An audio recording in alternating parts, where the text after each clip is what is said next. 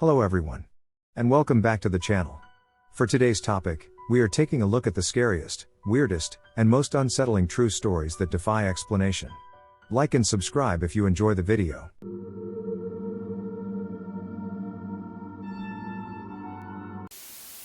About 10 years ago, I was living with a boyfriend, and his landlord lived next to us. The landlord was old, and one day he was taken to the hospital. We did not know what happened or what was wrong with him.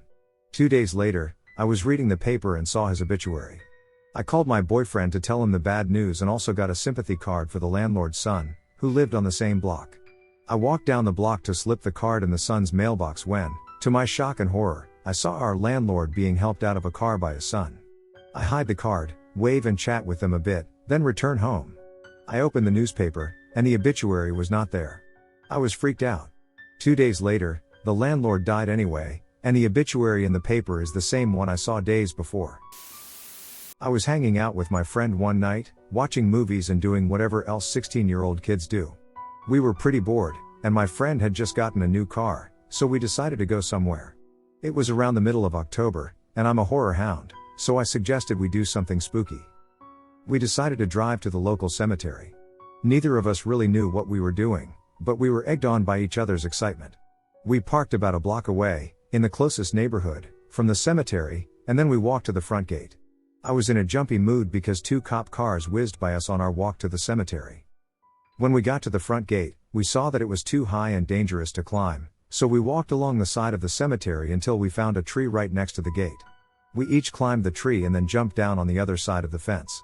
As soon as my feet hit the ground, I realized that we had not planned how we were to get out. I shared this concern with my friend, who seemed distraught but assured me that we'd find a way. The graveyard was a long and open space, and a thick fog surrounded me and my friend. I remember sticking my hand out away from my face and barely being able to make out my fingernails. We'd brought a flashlight, but it was useless in the fog. Neither of us was really sure what we were doing here, so we hesitantly walked forward, stopping to look at the larger graves. On our way to one of the large graves, we heard the crackling of leaves under footsteps. I cocked my head in the direction of the noise and listened carefully. About 5 feet in front of me, an old man emerged from the fog, looked me straight in the eye, and croaked, "I'll follow," continuing to walk right in front of me and then back into the fog. I was consumed with fear, and I could see my friend already backing up with a stiff look of horror on his face. We both bolted it straight back to where we came, scratched our way up to the top of the gate, the longest climb of my life, and ran all the way to the car. Back when I was 16, I was lounging around with some friends in the lounge. That's what it is for, I guess, talking about various things. We got onto the discussion of time travel, and after a bit of debate, I got a piece of paper and wrote down the current time and address and said that, should time travel be possible before my death, then I would come back to this time and place. I put the paper in the envelope, and no sooner had I put it in my jacket pocket, there was a knock at the door. I froze in place, not wanting to answer it. Eventually, I plucked up the courage, and it was the neighbor who had come to join us. We had a few more beers and were talking about God and then Satan, natural progression, or digression, I guess. A friend said, "Yeah? Well, if Satan exists, maybe he should fucking call." Yup. The phone rang, just as he said it. I said I'm not answering it. Nobody did. It eventually rang off. After it rang off, I picked up and dialed the number you dialed to find out the last number, and it was just my mother, Freudian, perhaps? 2 awesome coincidences in the space of about 50 minutes. It was great, but scary at the time. I heard this one from my aunt, who used to live with her husband in a pretty podunk area of northeastern Vermont. My Aunt Patty got married in the late 1970s. She had grown up in downtown Reno and LA, and she and her husband wanted to try good old-fashioned country living for a while. They bought an older 2-story home just outside of a town of 5,000 with plans to renovate it and were pumped to be tilled a half-mile away from their nearest neighbors. One autumn afternoon, a few weeks after my aunt and uncle had settled in, my uncle was out behind the house chopping wood to fuel their stove. While he was on a break taking big gulps of water, he noticed something move out of the corner of his eye and stop behind a big white pine tree, maybe 50 yards off. He figured it had to be one of the neighbors, who else would be wandering onto their property. He approached the tree, and when he was perhaps 20 yards from it, the person, whoever it was, leaned out to look at him. He was wearing black jeans, a black cape, a Zorro-type hat, and a Groucho mask. Like a typical scared white boy, he immediately got startled and yelled, "Who the fuck are you? What are you doing out here?" Upon hearing my uncle's coarse language, the guy took off sprinting at full speed into the woods. My uncle had been a 1600/5K runner in college, and even he was impressed by how fast this person's stride ate up ground. It was a fully grown adult male. He figured it had been some dumbass hick neighbor trying to be funny, and he forgot about it. Months went by, and according to Patty, life had been good. My uncle worked for a gas and electric company out on the East Coast and had to go out of town for the weekend. Friday came and went. On Saturday night, my aunt was in the kitchen preparing some dinner for herself when she heard a light rapping at the front door. She jumped, as she was not expecting visitors, and approached the door. Through the peephole, she looked. There was nobody there. She yelled out, asking if anybody was there. No response. She figured her mind must be playing games. Sometimes the space between your ears does funny things to you when you're alone and feeling eerie. She went back into the kitchen and kept at her dinner, washing vegetables in the sink. She turned around to get some butter out of the fridge and heard tapping on the window in front of the sink. She jerked around, and right in front of the window was the man wearing a Groucho mask, a sickly smile, and a cape. She screamed, and screamed, and screamed. He didn't move a muscle until she scrambled for the phone and dialed 911. A couple cops came out and trudged around their property for a bit, but only found some muddy boot prints that just went out deep into the forest. My aunt developed severe anxiety from this experience and began to frequently have panic attacks, especially when she was in the kitchen alone at night. She and her husband moved out a few weeks later. I don't know what happened that night or what I saw, but here is the story. When I was 13, I went to a freeride training camp in Vermont. One night, we camped out in Whispering Pines Park. There weren't many tents, and as nightfall approached, I still hadn't picked one to stay in. Suddenly, it began to rain. I've never experienced rain like that. It was like someone smashed open the comic water main, and the leak was right over our campsite. Small streams were cutting through the dry dirt before we knew it, and everything was soaked. Myself and a few other tentless campers found refuge by breaking into the van we arrived in. Shortly after finding salvation from the downpour, it stopped altogether, but this is where it gets weird. Across the campsite from our van was a small building housing the camp's only bathroom. To the left of that was a massive pine, and to the right was a path to the other side of the campgrounds. At around midnight, we noticed a man standing behind the pine. He would stand absolutely still for 5 minutes at a time, then turn on a flashlight and shine it around our campsite. He did this over and over until he finally disappeared. Creepy. Then another man came down the path from the right and went into the bathroom. 10, 15, 20 minutes, and no sign of him exiting. A woman enters the bathroom, same deal. The youngest in the van starts to worry. We see another guy coming down the path and can't help but laugh. This tall, lanky fellow is rocking knee socks, jorts, and a Coleman lantern, but there is again no sign of him once he enters the bathroom. Things get weirder. Finally, a man exits the bathroom. We don't recognize him, but something is oddly familiar. As the man walks back down the path, I notice he is much bigger than anyone we saw walk in, both in terms of girth and height. I couldn't quite put my finger on why he looked so familiar. Then he turned on a Coleman lantern. He was wearing knee socks and jorts, the same knee socks and jorts the lanky fellow from before had on. WTF. We all lose it, nobody can explain what's going on. Then the youngest kid in the van starts screaming his ass off and pointing to the sky above the bathroom. It gets really unbelievable here, but I swear on my life that hovering in the sky far above that mysterious bathroom was a green, bell-shaped light. All the sanity in the van was gone. The kids freaked. I think the little guy was crying. I watched the light in disbelief. It moved slowly until it was over the flashlight guy's pine tree, then it accelerated incredibly quickly and vanished. Again, I don't know what I saw that night or what happened. But the memories are still very vivid, probably due to how freaked out I was. Nobody but that fat man we didn't see enter left the bathroom that night. I know this is true because we checked it out the next day and the only door was the one facing us. There weren't even any windows they could have crawled out of. I've never been much for breaking and entering, but when I was 8, some friends and I decided to explore an abandoned house that had been vacant for years. We'd gotten the idea from watching Scooby-Doo, which is probably why we brought the dogs. My friend Tina brought her dog, a giant animal that was bigger than we were, and Scott brought his spastic Yorkie. It was the middle of winter, and the first thing I remember noticing was that although the snow had been cleared off the sidewalks passing the house, deep snow still covered the grounds surrounding the house. The fact that there weren't any tracks in the snow made us feel better because we knew we wouldn't accidentally run into anyone. However, the knee-high snow also made it harder for us to even cross the yard to get to the house. Once we reached the house, the second thing I remember noticing was the fact that we couldn't see through any of the windows. Every window was covered with a layer of dust. This bothered us because part of our plan was to check out the house from outside first, always look before you leap, and none of us were comfortable not knowing what was inside. After circling the house looking for a clear window, we decided to start trying doors. The front door was locked, but the door near the carport was open. We walked inside and pulled out our flashlights. I can clearly remember how scared I was. 8-year-olds aren't the bravest bunch, and this house was dark, dusty, and quiet as a tomb. We were standing in a small room that was directly in front of 2 sets of stairs, one set going up and one set going down.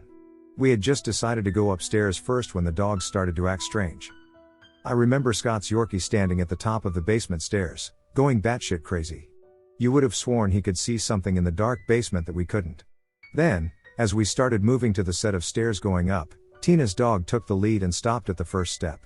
It was the weirdest thing, she wouldn't move. She was actually blocking us from going upstairs, pushing us back toward the door. I mentioned earlier that 8-year-olds aren't the bravest bunch, and I don't feel like a coward confessing that we decided to cut and run. Maybe it was the constant yap yap yap of the Yorkie or the fact that Tina's dog was now emitting a low growl, but common sense seemed to dictate a hasty retreat.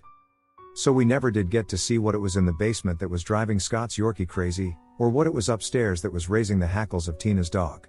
And, really, that's not the part of this story that's always bothered me. No, what's always bothered me is what I saw as we were leaving the house. I remember looking back at the house from the yard, up to the second-level windows. Windows that had been covered with dust on our approach but which were now decorated with symbols, stars in circles, drawn in dust by a hidden finger. This is a true story. As far as I know, this is true, but I wasn't there, so I don't know for sure. My aunt says that when she was in college, she was driving her car back home for Thanksgiving, and her parents lived in the country. She was driving on a deserted road at night and saw this guy just lying on the pavement in the middle of the road. It looked like he might be sick or in need of an ambulance, but my aunt felt a strong urge to just drive on instead of stopping to help him, so she decided to drive around him and call an ambulance at the next gas station. This was before cell phones. After driving away, she looked back at him in her rearview mirror, only to see the man simply get up and walk away into the field. At that point, she got really scared because she figured it must have been some sort of lure so that this guy could hurt people or something. I've lived with my grandpa for about 5 years, taking care of him. My room is across the house and up the stairs. Typically, I just sit in my room and play on my laptop most of the time when I'm home. Well, because my grandpa was such a lazy bastard, whenever he wanted to get my attention, he would hit the standby button on our cable modem. Hitting the button caused the internet to pause and cut my access to Reddit. My grandpa died about a week ago. I've been pretty much alone in this house for the last week, and I went to bed one night pretty late. I awoke the next morning and reached for my laptop, only to find that it wasn't working.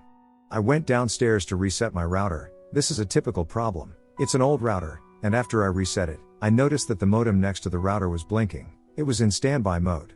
Suffice to say, I wait till morning to pee at night. When I was around 7, I used to walk up to my grandma and grandpa's house, about 200 yards from my house, to watch cable television. We didn't have cable at my house, so it was nice to be able to watch cartoons all day on Nickelodeon. They had a waterbed in their bedroom that I liked to lay back on and watch from. Also in their bedroom was a fireplace, with 2 1-foot by 1-foot vents slightly above and to the side of the corners of the fireplace. In relation to the wall, they were about halfway up.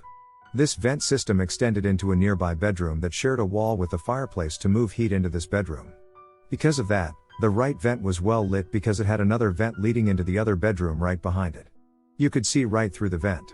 I was kind of a paranoid kid, but I was absolutely not prone to seeing things that weren't there. For some reason, this day I could not stop staring at the rightmost vent. And I was getting this very creepy feeling. Suddenly, a small black head popped up in the vent. I ran all the way home immediately and didn't watch television in that room alone for years afterward.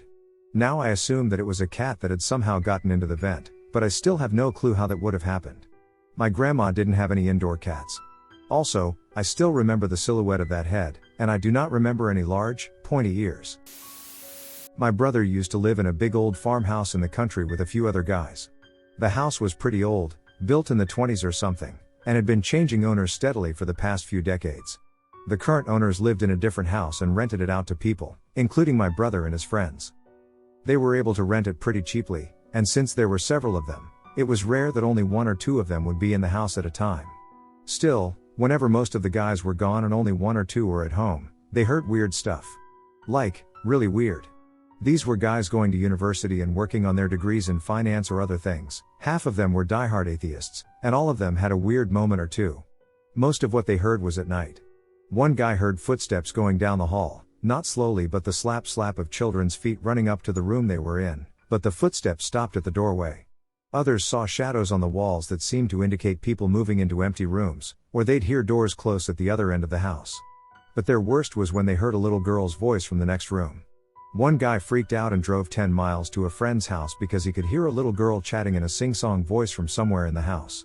My brother was as unflappable as the day is long and didn't believe a word of it, so he stayed on longer than the others did. Fast forward a few months. My brother is by himself in the house for the first time. He'd spent a lot of nights at a girlfriend's and never had the opportunity to be the only guy in the haunted house, as they called it. Half the guys had moved out because of the weird shit they heard at night, including a couple of the atheists, so there were only 2 other guys, and they were both out. My brother is sitting in the living room jamming on his guitar, just some Dylan and Cash, and noodling around the way folks do on an acoustic when they have the time. He stops for a moment to take a sip of water. Then he hears, very clearly, the sound of a little girl's delighted laughter and her excited clapping. It was very distinct and seemed to be right in the room with him. He swears there was no mistaking it for anything else. So what does he do? He sits there for a few seconds, wondering if he's going to freak out, and then, when he doesn't, he just says, "I'm glad you liked my music. I'm going to keep playing if that's alright, and then I'm going to bed." Slight pause, and then, "Thanks again." He said that he played for about another hour, then turned in. He didn't hear anything else that night, and he moved in with his lady friend shortly thereafter. When I asked him if he was scared of the experience, he just shrugged and said, whoever or whatever she was, she liked Johnny Cash. She couldn't have been all that bad. I think we just kept each other company. I still get chills years later, just typing this up. One time, me and my friends were looking to get stoned in a local nature preserve. So we rolled what we needed and drove there. Since it was raining and the sun had just set, we were going to go in and go under the train overpass and smoke there. We walked up to the overpass, and just as we were about to go under the archway, I looked up and saw a cigarette's glow from someone taking a drag. Seeing this and knowing what sort of miscreants usually loom under these overpasses, I said, "Oh, my bad, we'll just go now." We turned around and went to walk, and the person screamed, "No. Stay." So we walked a little faster while I muttered, "No, it's cool, we'll just go somewhere else." I had to walk in the back of the group all the way back to the car. In retrospect, it was probably a homeless guy, and when he saw us, he got excited that he'd have some company and maybe get high, but at the time, it was fucking horrifying. My mom, when in New Orleans, saw a tarot reader who said she saw me in a military uniform. My mom told her that it was impossible because I was in and out of the hospital with ulcerative colitis and epilepsy. I found a crooked recruiter who got me into the USMC when I was 18. That's not the creepy part. My dad said that the fortune teller went pale and told my mom a lot more stuff. My mom refused to believe it until I graduated boot camp. She refuses to tell me what it is, she never even told my dad, and she cries when I mention it. From what my dad remembers, the final reading was entirely major arcana, and the tower card was dead center. Anyone know about tarot cards? Apparently, that's both highly improbable and very, very bad.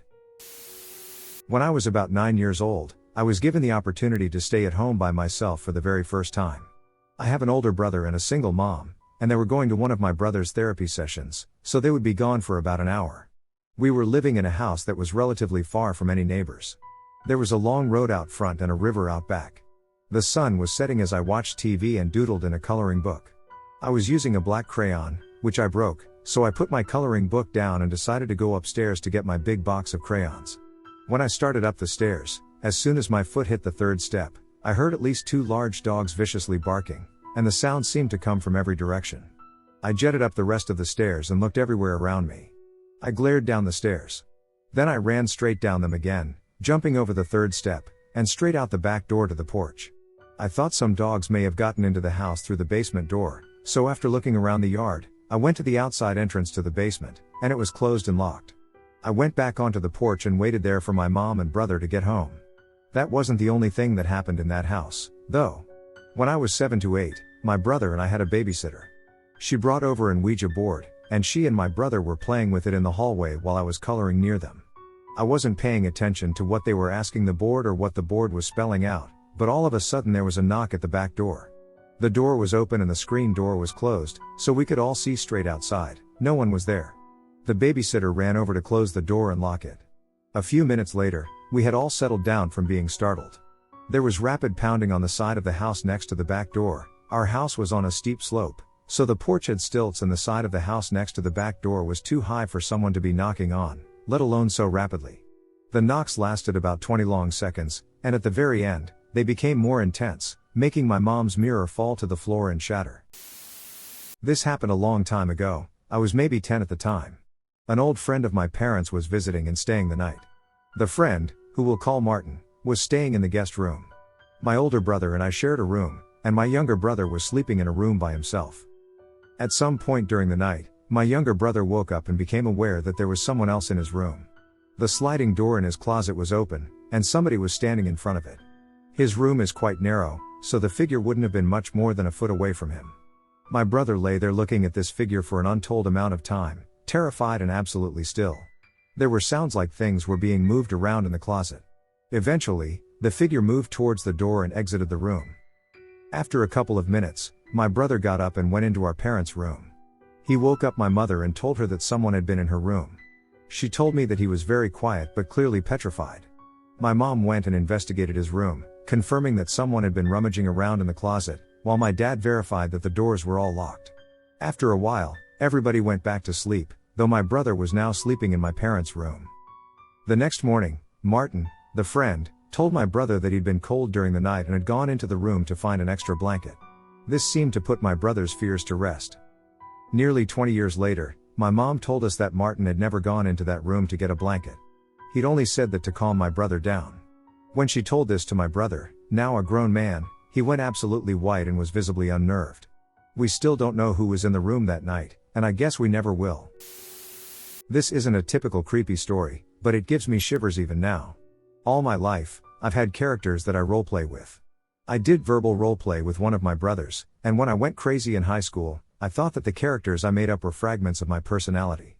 I had AIM accounts, emails, etc. for some of them, and those characters or personalities had their own group of friends.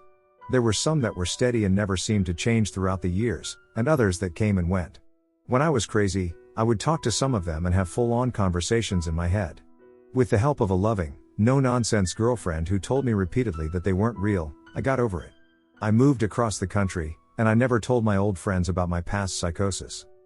2 of my coworkers and I went out with 2 guys and a girl. My one coworker was trying to hook up with one of the guys, my other coworker hit it off with the other girl, and me and the girl were alone in the room. We were drinking and talking, and somehow we got on a conversation topic that she was reluctant to peruse. I managed to coax it out of her that she can sometimes see things that other people couldn't see. She really didn't want to talk about it, but I've always been interested in the paranormal, even though I'm a huge skeptic. More coaxing and drinking got her to admit to the existence of shadow people, which she claimed she could see. I've heard all sorts of stories about the shadow people. Whatever you do not Google image search shadow people late at night. I've been particularly interested in shadow people because I often see things out of the corner of my eye. I'll catch glimpses of humanoid shapes moving around at odd times. My rational side tells me that I just enjoy finding humanoid shapes in nature and that I take vague information and turn it into a person. Anyway, after a few more drinks, the girl tells me that I have shadow people with me. I'm chilled. She goes on to say that I have an angry male presence, a young, innocent female presence, and another one I've since forgotten. I had names for the first 2, Rael and Angela, but the third one didn't sum up one of my characters. I'm a skeptic, so I sort of laugh it off, but I'm curious. Later that night, we're lying in bed together, but not touching. I reach out with my mind and Rael and throw all my anger at the girl. All of a sudden, the girl curls up in a ball and says that she's being attacked by the male presence. That's because he's angry and trying to hurt her. I stop the attack and she calms down. I was purposely trying to keep her from knowing what I was doing, but it's possible I was tense or something, and she read that. My skeptical side says that it's all just a coincidence or that she was really good at reading me, but now that I've remembered the shadow people, I know I won't be able to sleep well tonight. The only moment I remember clearly anymore is the very ending, and even that's starting to slip. I can't tell you with any confidence where I was, except that it was somewhere outdoors and I was alone. Honestly, I've lost so much of it now that I can't even say if it was day or night. What I do remember vividly is the panic. It was an overwhelming, desperate panic. It was the kind of panic that turns every nerve in your body into pure electricity. The kind of panic that makes you want to run forever and never stop, even as the muscles in your legs turn to fire and your throat feels like it's being shredded with every gasping breath. Even though you know that you can't get away. I was running. I don't know how many hours it had been, every sinew of my body wailed in agony, but I was still running. The pain and exhaustion tearing through me were nothing compared to what I would experience if I stopped. Every staggering step over the uneven ground was met with a desperate plea for rest from the very core of my being, but I kept running. A single thought dominated my entire consciousness: I could not stop. But my body was failing me. If I ever did muster the courage to look backwards at the horror that was pursuing me, the memory of it has thankfully been wiped from my brain. Whatever the creature was, it was pursuing me tirelessly as my own legs began inevitably to give out. Perhaps it enjoyed my pain, delaying its kill so that it could watch sadistically as my own body betrayed me. Whatever the case, in the end, it will have me. Finally, my legs gave out, sending me face down to the ground. In seconds, the creature was upon me. Agony doesn't even begin to describe the mind-shattering sensation of being pulled apart. To the wretched cacophony of my own screams, my limbs were pried from me with excruciating slowness. Seconds stretched out to eternity as my entire body seemed to fall away, and still my tormentor had not finished. I remained conscious as I felt my mind itself being dismembered, my memories, my emotions, my sense of who I was, all were ripped away one by one. It was then, with the crushing weight of oblivion smothering the last kernel of my consciousness, that I came to truly comprehend death. Faced with the overpowering revelation that my very awareness was about to be snuffed out forever, the quickly unraveling remnants of my mind produced one final, defiant assertion: I exist. As reality itself peeled away, I clung desperately to that one remaining thought, that last sliver of something in a sea of nothingness. I exist. If I could hold on to that one thought, that one last expression of my consciousness, perhaps I would be spared the darkness that was overtaking me. I exist. It was all I had, all I was, as the last strips of my being were pulled to shreds. An eternity later, my eyes opened. I was in bed, perfectly calm. My mind was empty save for that single, persistent thought: I exist. Gradually, more thoughts and memories flooded in. My name, who I was, even the memory of going to sleep in that very bed the night before at the same time. I knew that this name, this life, was not the same as the one that was taken from me eons ago. I had died that day, and even as I lay in bed trying to recall them, the memories of who I had been were beginning to fade away. Every hour that goes by, the details of that life become hazier, overpowered by the apparent reality of this new existence and its own vivid past. Soon, I fear, I'll remember nothing of it at all.